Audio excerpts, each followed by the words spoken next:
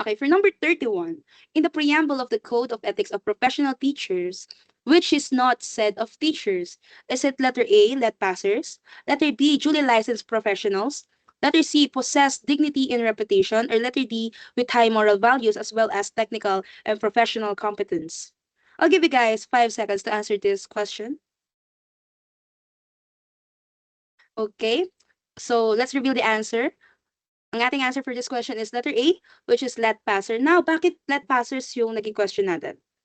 So, sa preamble ng Code of Ethics for Professional Teachers, nakalagay doon ang mga values at ideals ng pagiging isang guro, katulad ng pagiging duly licensed, professional, at pagkakaroon ng dignity, and of course, good reputation as well as professional competence.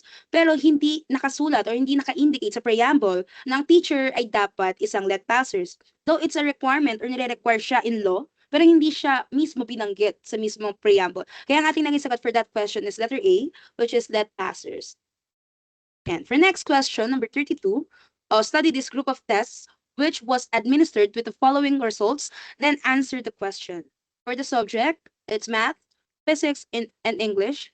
Ang mean ng math ay 56, ang standard deviation ay 10, and yung score ni Ronel is 43. For next is the physics, ang mean ay 41, ang standard deviation ay 9, ang score ni Ronel ay 31, and lastly English, ang mean ay 80, ang standard deviation is 16, and ang score ni Ronel ay 109. Now, the question is, in which subject or subjects did Ronel perform most poorly in relation to the group's performance? Is it letter A, English, letter B, English and math, letter C, math, or letter D, physics? I'll give you guys 5 seconds to answer this question. And now, before we answer this, or bago natin malaman yung answer for this question, kailangan muna natin malaman kung saan pinakamahina ang performance ni Ronel relative sa group. Kailangan natin tignan yung Z-score niya or gaano kalayo siya from the mean using the standard deviation. Now, for us to know, we need to compute it, okay? Now, for math, paano natin nakuha itong mga numbers na to? At dito yan. So, ang formula is score minus mean divided by the standard deviation. Okay, so score, then mean, score minus mean, then divided by the standard deviation. Now, ang answer doon is negative 1.3. Now, next naman is the physics. 31 minus 41 divided by 9, that is equals to negative 1.1. And next is English. 109 minus 80 divided by 16, that is equals to positive 1.8. Ibig sabihin ng positive ay mas mataas sa group or sa grupo, and the negative naman ay mas mababa sa grupo.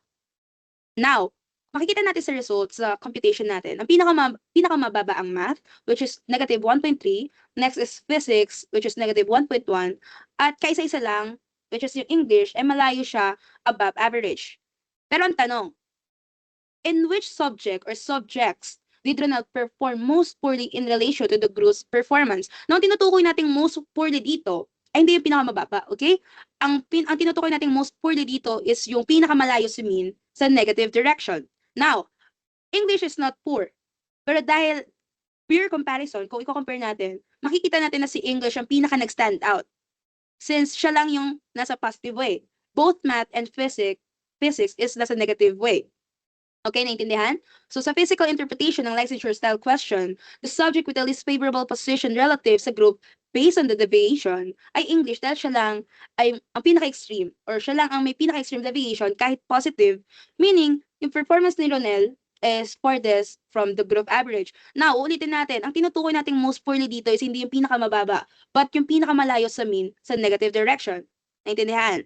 Kasi baka malito na si English yung pinakamataas pero siya yung napili. Siya yung nasabi na most poorly. Palagi natin tatandaan ang hinahanap dito is yung pinakamalayo sa mean sa negative direction. Hindi yung pinakamababa. Okay, naintindihan? So, ang naging answer natin for that question is English. Okay, next question.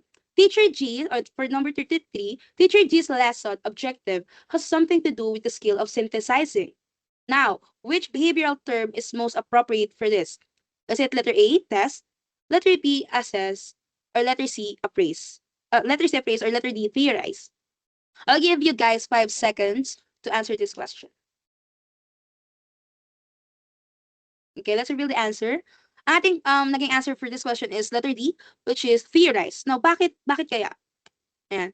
So, ang synthesizing, if we talk about synthesizing, it means ito yung paggawa ng new idea mula sa pagsama-samang impormasyon or information. Now, if we analyze the choices, ang pinakatugma dito ay theorize. Dahil theorize means pagbubuo ng bagong concept or conclusion. Naintindihan?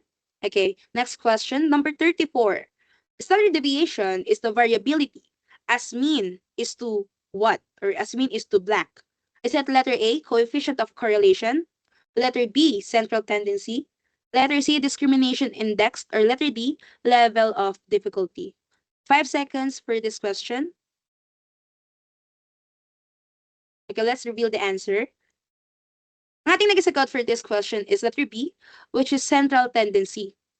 Now, kung ang standard deviation ay sukatan ng variability, on the other hand, ang mean naman ay central tendency dahil ito ang nagre-represent ng gitna o typical value ng score from the word central. Mean is the central o siya yung gitna. Okay? Okay, next question. Number 35. If you agree with Rizal or Dr. Jose Rizal on how you can contribute to our nation's redemption, which should you work for? Letter A, opening our doors to foreign influence. Letter B, upgrading the quality of the Filipino through education. Letter C, stabilizing the political situation. Or letter D, gaining economic recovery. Analyze the question, and it says na if you agree with Rizal. Now, 5 seconds for that. Now, let's reveal the answer. The answer for this question is letter B, which is upgrading the quality of the Filipino through education. Now, we all know naman na si Dr. Jose Rizal, very evident naman. And he believed that, of course, education is the primary means to empower individuals in the Filipino people by fostering critical thinking, virtue, and a national identity, ultimately enabling them to fight for their rights and achieve self-determination. Kita-kita naman natin yan based sa history natin na ang ating pambansang bayani ay nahilig talagang mag-aral. And for him, ang pag-aaral o ang edukasyon ay isa sa susi sa pag-unlad at of course sa paglalaban ng karapatan natin. And of course, sa building a nation itself. Ayan. Next, 36. Teacher T taught a lesson denoting ownership by means of possessives. He first introduced the rule, then gave examples, followed by class exercises, then back to the rule before he moved into the second rule. Which presenting technique did he use? Letter A, is it combinatorial? Letter B, is it comparative? Letter C, is it part whole? Or letter D, is it sequence? 5 seconds. Okay, let's answer this. Ating sagot for this question is part whole. Bakit? Now, if you analyze the situation, ginamit ni Teacher T ang part whole technique kasi una niyang binigay is rule, then example, then exercises, balik ulit sa rule or yung second rule ang pattern. Ibig sabihin, inuuna niya ang whole idea, okay, which is the rule, tapos binibigay niya yung parts or binibigay ang parts, which is the examples, the drills, or activities, then bago bumalik ulit sa whole, which is yung rule. Now, this pattern or this matches part whole presentation. Kaya yun yung ating sagot. Next, number 37. Type of school equipment like TV or television, computer, etc. by teenagers in the community itself is becoming a common phenomenon. What does this incident signify? Is it letter A, prevalence of poverty in the community? Letter B, inability of school to hire security guards? Letter C, deprivation of Filipino schools? Or letter D, community's lack of sense of co-ownership? 5 seconds for this question. Okay, let's reveal the answer. Ating sagot for this question number 37 is letter D, which is community's lack of sense of co-ownership. Bakit? Now, ang explanation din is, kung mismo mga kabataan sa komunidad ang nagnanakaw ng school equipment, ibig sabihin, hindi nila tinitignan ang paaralan bilang bahagi sa kanila or bilang bahagi ng kanila. Kasi kapag may sense of co-ownership ang isang tao, iniingatan ng people or ng tao mismo doon sa ang school. Dahil alam nilang para sa kanila yon at para sa future nila yon. Pero kung may mga magnanakaw or mga nananakaw na gamit, malinaw na wala silang pakialam o sense of responsibility sa school property. Kasi hindi lang naman ito simpleng issue ng kahirapan, 'di ba? Or security guard. Mas malalim ito na sila ay kulang kanilang community involvement, malasakit at shared responsibility. Dahil uulitin natin, i-emphasize natin na kapag may sense of co-ownership, iniingatan ng mga tao yung mga bagay na sa kanila. Dahil alam nila yung responsibilidad nila and alam nila na para sa kanila yon at sa kanilang future. So next, as number 38, as a teacher, what do you do when you engage yourself in a major task analysis? Is it letter A, test if learning reach higher level thinking skills? Letter B, break down a complex tasking into sub-skills? Letter C, determine the level of thinking involved? Or letter D, revise lesson objectives? I'll give you guys 5 seconds to answer this question. Now, let's reveal the answer. Ang ating naging sagot ay letter B, break down a complex task into sub-skills. Now, bakit? Kapag gumagawa ka ng task analysis, of course, ang isa sa mga goal mo ay i-analyze ang isang malaking skill o lesson para makita kung ano yung mga maliliit or mga sub-skills na bumubuo doon. Parang hinahati-hati mo yung isang complex task or isang komplikadong task into manageable steps na mas madali. So, from bigger to smaller. Hindi ito tungkol sa pag-test, pag-revise ng objectives o pag-determine ng level of thinking. Ang essence ng task analysis ay paghimay-himayin or paghimay ng malaking task para mas systematic ang teaching at learning process. Naintindihan at nakakasunod? Okay, let's proceed. Number 39.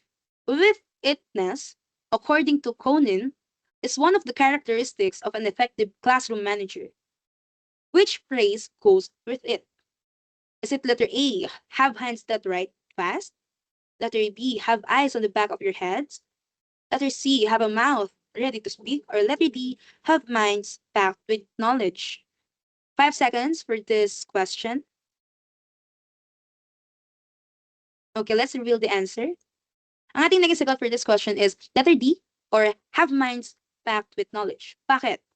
Now, according kay Kaunin, ang with itness ay yung teacher na laging aware at alert sa mga nangyayari sa classroom niya. Para magawa yon, of course, kailangan nila maging handa or kailangan maging handa ka as a teacher sa content at alam mo agad kung paano may i-handle yung iba't ibang situation. Kaya in the key, ang phrase na tumutugma para sa with itness ni Kaunin is of course, have minds packed with knowledge. Dahil ang teacher na knowledgeable ay mas kaya makita agad ang problema and of course, maiiwasan or maiiwasan off-task behavior ng kanyang students at of course, ma-manage effectively ang classroom niya. Naintindihan? Kakasunod. Okay, proceed. For question number 40, Ruben is very attached to his mother and Ruth to his father. Now, the question is, in what developmental stage are they according to Freudian psychological theory? Is it letter A, Oedipal stage, letter B, latent stage, letter C, anal stage, or letter D, pregenital stage? I'll give you guys 5 seconds to answer this question. Okay, let's reveal the answer. Ating answer for this question number 40 ay letter A, which is the Oedipal stage. Now, the explanation is, according sa Freudian theory, may bahagi ng development na tinatawag na Oedipal stage or phallic stage na tinatawag. Dito, nagde-develop ang mga bata ng strong attachment sa opposite sex parent, na ang boys ay mas nagiging sobrang attached sa mother, ang girls ay nagiging sobrang attached sa father. Ito ay tinatawag na Oedipus complex for boys at Electra complex naman for girls. Dahil si Ruben ay very attached sa kanyang mother, which is yung opposite sex parent niya, at si Ruth naman sa father niya, same din na opposite sex parent niya, malinaw na both of them, both Ruben and Ruth, ay nasa Oedipus stage na ayon sa Freudian theory. Okay na. Thank you, Hygiene, so much. Panood! Ayan! Saglit lang. Gagi, pag yan pangit. Kami.